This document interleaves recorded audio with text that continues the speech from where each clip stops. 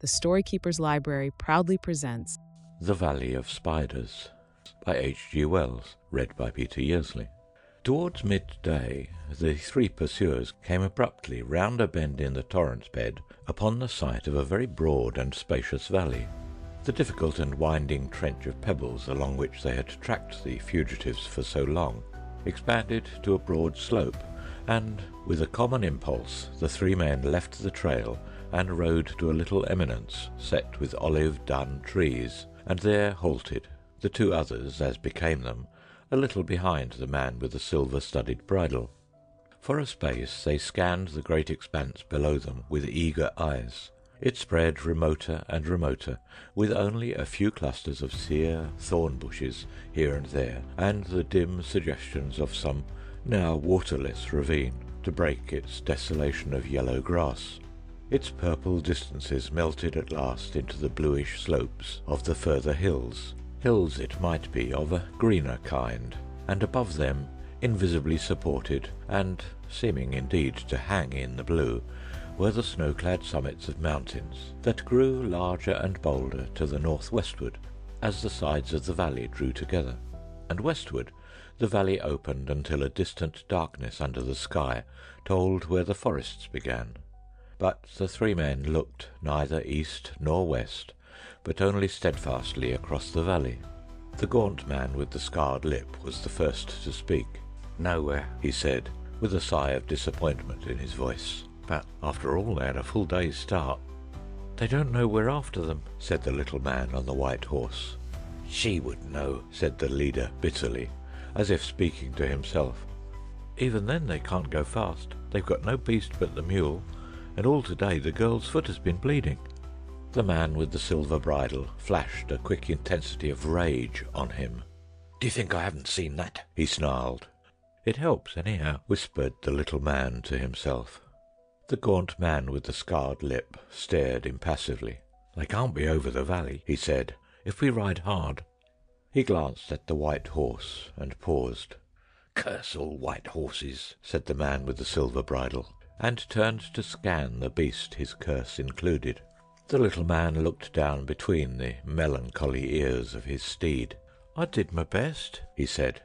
The two others stared again across the valley for a space. The gaunt man passed the back of his hand across the scarred lip. "Come up," said the man who owned the silver bridle suddenly. The little man started and jerked his rein, and the horse hoofs of the three made a multitudinous faint pattering upon the withered grass as they turned back towards the trail. They rode cautiously down the long slope before them, and so came through a waste of prickly twisted bushes and strange dry shapes of thorny branches that grew amongst the rocks, into the levels below, and there the trail grew faint, for the soil was scanty, and the only herbage was this scorched dead straw that lay upon the ground.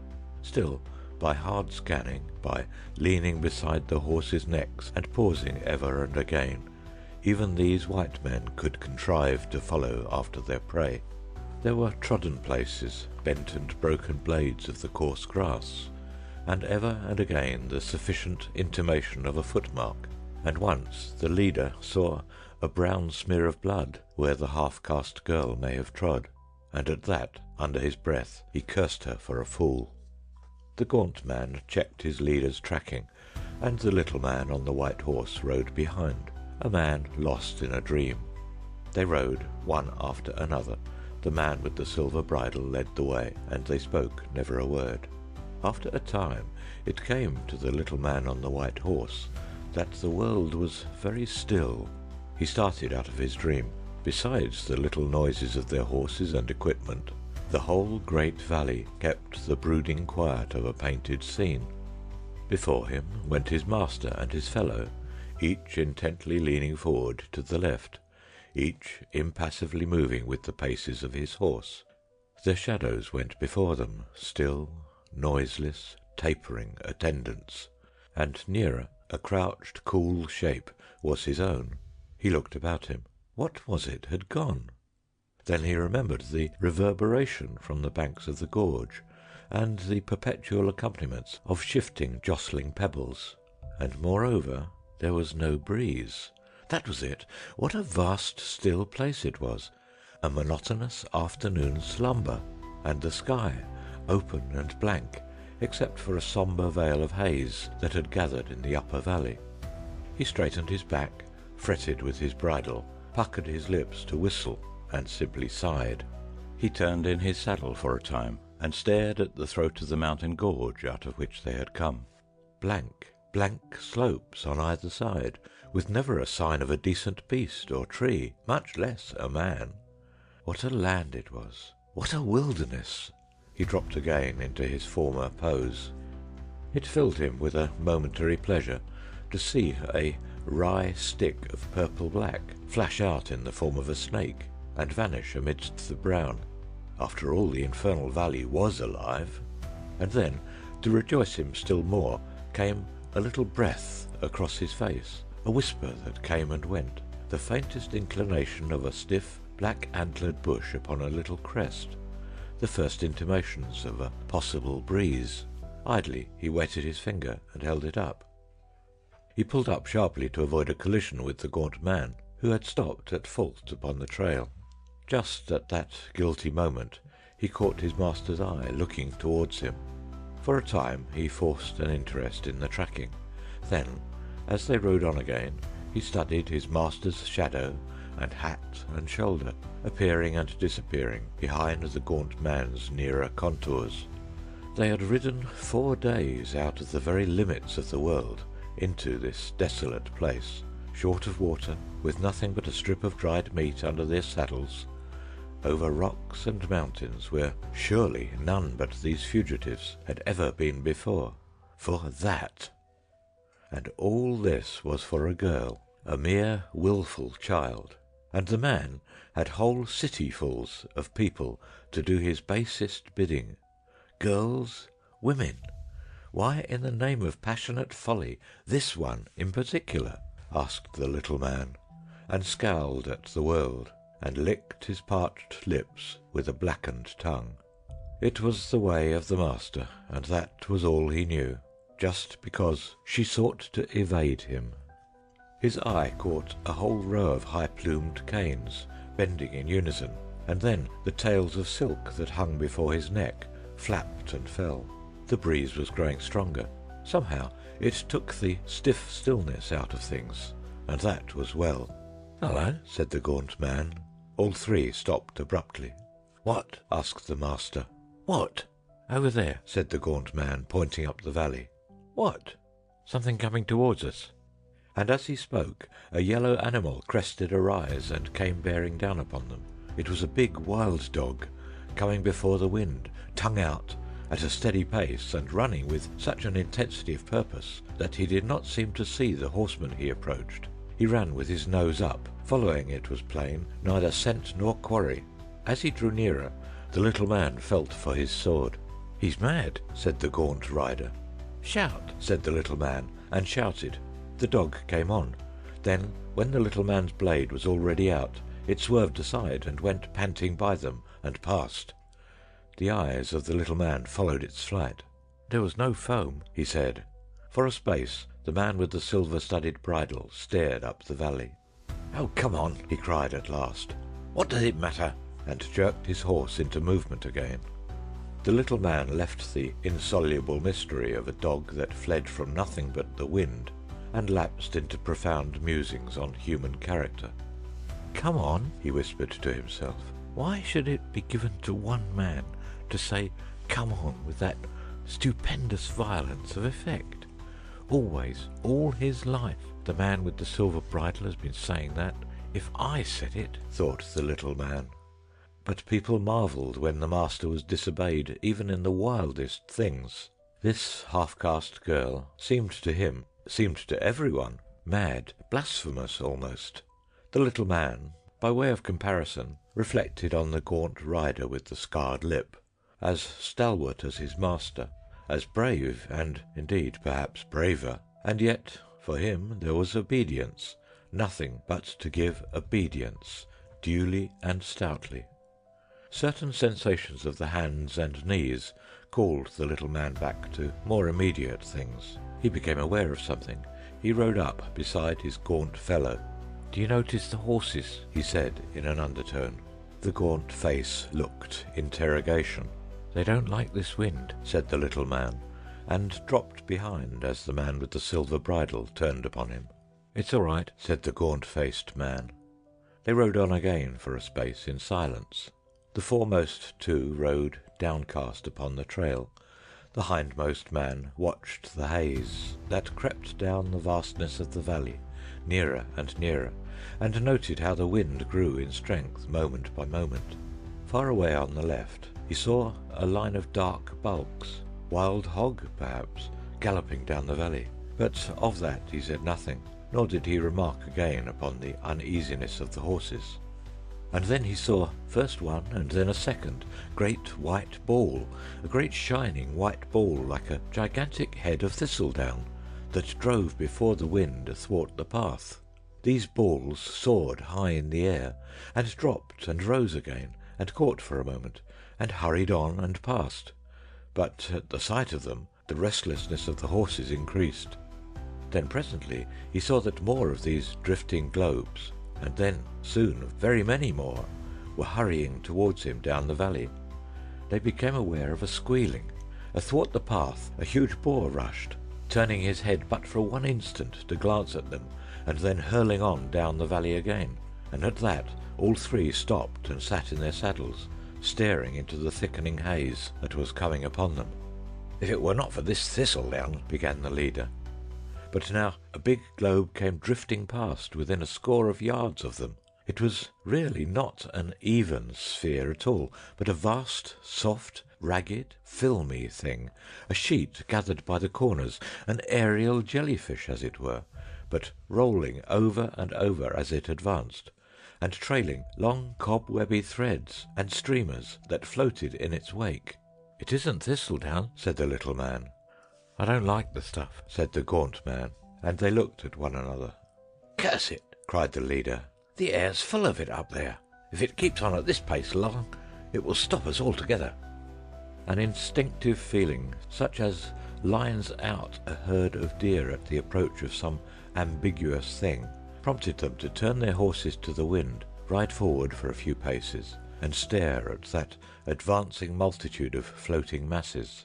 They came on before the wind with a sort of smooth swiftness, rising and falling noiselessly, sinking to earth, rebounding high, soaring, all with a perfect unanimity, with a still, deliberate assurance.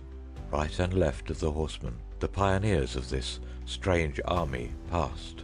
At one that rolled along the ground, breaking shapelessly and trailing out reluctantly into long, grappling ribbons and bands, all three horses began to shy and dance. The master was seized with a sudden, unreasonable impatience. He cursed the drifting globes roundly.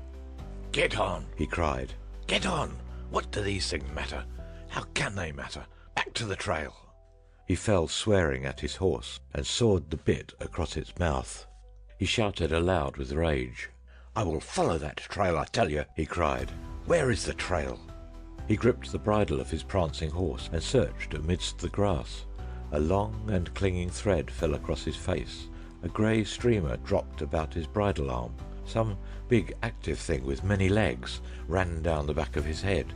He looked up to discover one of those grey masses anchored, as it were, above him by these things, and flapping out ends as a sail flaps when a boat comes about, but noiselessly. He had an impression of many eyes, of a dense crew of squat bodies, of long, many-jointed limbs hauling at their mooring ropes to bring the thing down upon him. For a space he stared up, reining in his prancing horse with the instinct born of years of horsemanship. Then the flat of a sword smote his back, and a blade flashed overhead and cut the drifting balloon of spiderweb free, and the whole mass lifted softly and drove clear and away. "Spiders!" cried the voice of the gaunt man. "The things are full of big spiders. Look, my lord." The man with the silver bridle still followed the mass that drove away. "Look, my lord." The master found himself staring down at a red, smashed thing on the ground, that, in spite of partial obliteration, could still wriggle unavailing legs. Then, when the gaunt man pointed to another mass that bore down upon them, he drew his sword hastily. Up the valley now, it was like a fog bank, torn to rags. He tried to grasp the situation. "Ride for it!" the little man was shouting. "Ride for it, down the valley!" What happened then was like the confusion of a battle. The man with the silver bridle saw the little man go past him, slashing furiously at imaginary cobwebs, saw him cannon into the horse of the gaunt man and hurl it and its rider to earth. His own horse went a dozen paces before he could rein it in.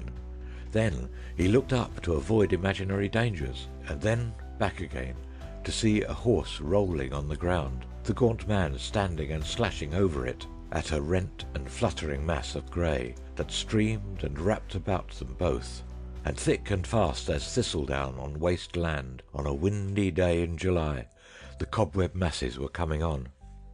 The little man had dismounted, but he dared not release his horse. He was endeavouring to lug the struggling brute back with the strength of one arm, while with the other he slashed aimlessly. The tentacles of a second grey mass had entangled themselves with the struggle, and this second grey mass came to its moorings and slowly sank. The master set his teeth, gripped his bridle, lowered his head, and spurred his horse forward. The horse on the ground rolled over. There was blood and moving shapes upon the flanks, and the gaunt man, suddenly leaving it, ran forward towards his master, perhaps 10 paces.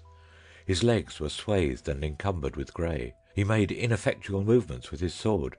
Grey streamers waved from him. There was a thin veil of grey across his face. With his left hand he beat at something on his body, and suddenly he stumbled and fell.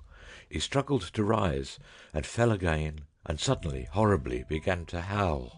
"Oh! Oh! Oh!" The master could see the great spiders upon him, and others upon the ground. As he strove to force his horse nearer to this gesticulating, screaming grey object that struggled up and down, there came a clatter of hoofs, and the little man, in the act of mounting, swordless, balanced on his belly athwart the white horse, and, clutching its mane, whirled past. And again a clinging thread of grey gossamer swept across the master's face. All about him and over him it seemed this drifting, noiseless cobweb circled and drew nearer him. To the day of his death he never knew just how the event of that moment happened. Did he, indeed, turn his horse, or did it really of its own accord stampede after its fellow? Suffice it that in another second he was galloping full tilt down the valley, with his sword whirling furiously overhead, and all about him on the quickening breeze the spiders' airships, their air bundles and air sheets, seemed to him to hurry in a conscious pursuit. Clatter, clatter, thud, thud.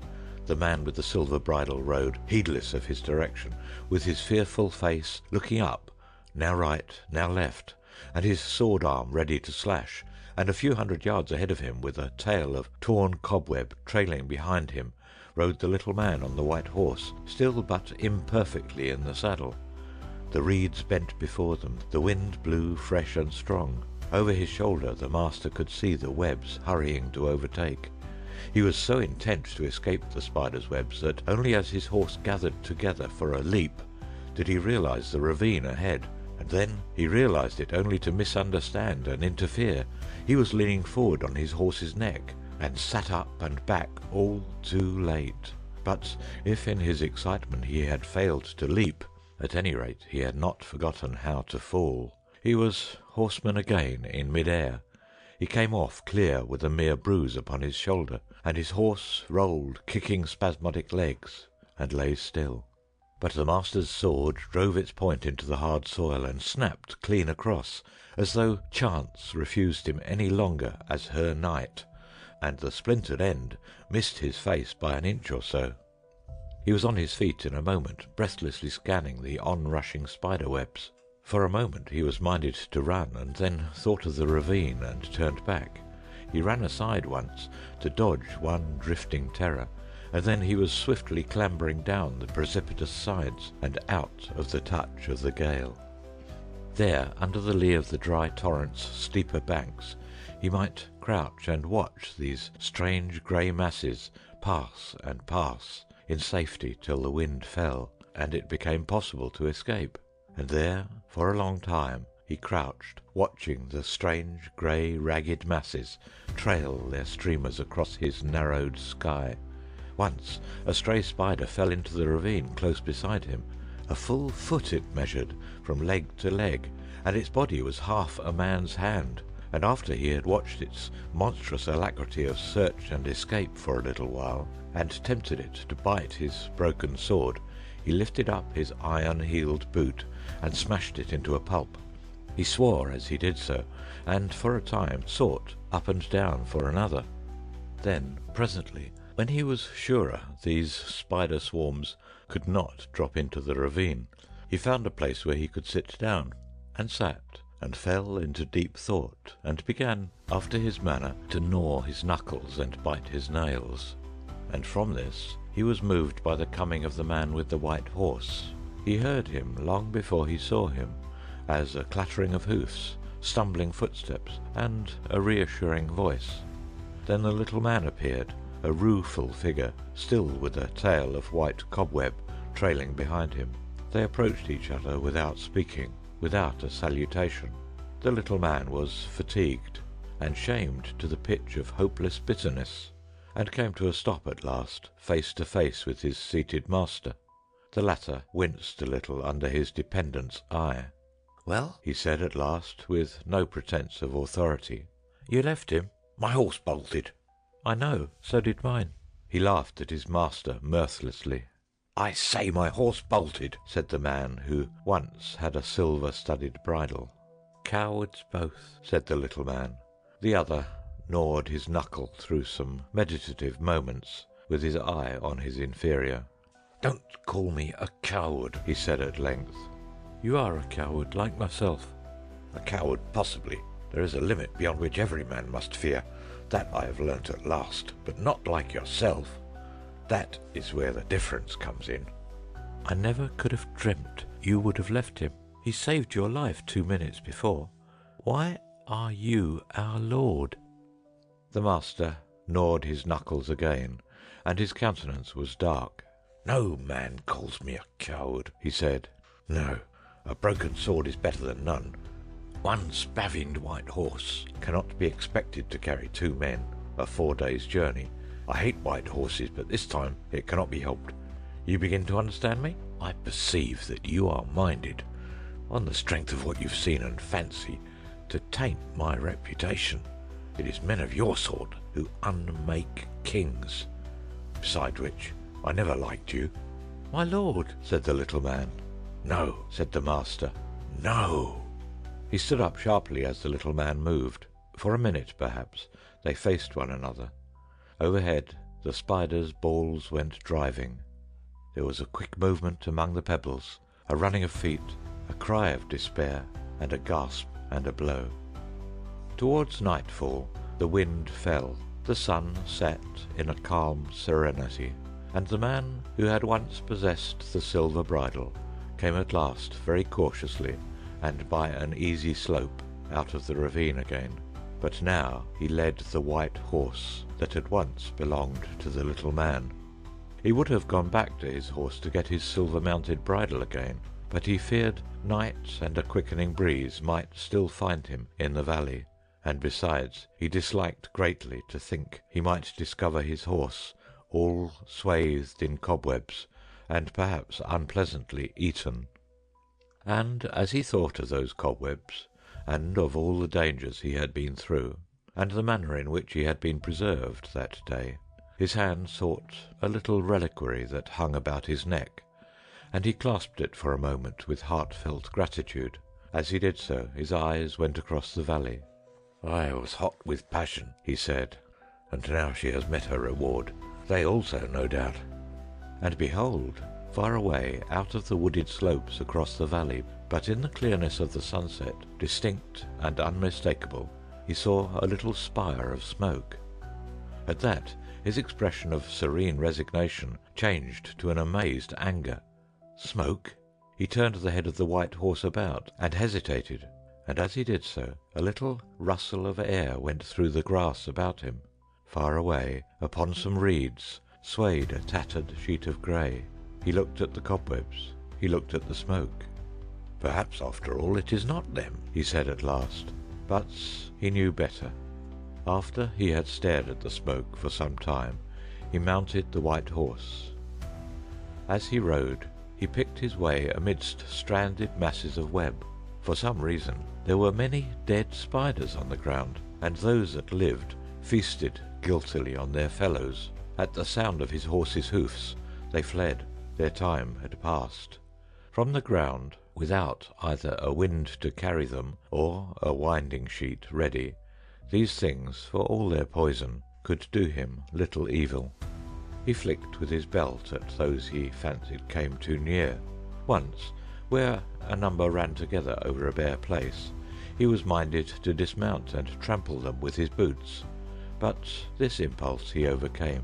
Ever and again he turned in his saddle and looked back at the smoke. "Spiders," he muttered, over and over again. "Spiders. Well, well, the next time I must spin a web." Thank you for watching the Story Keeper's Library. Please like, comment, and share this video. Don't forget to subscribe and turn on notifications to be the first to enjoy our latest content.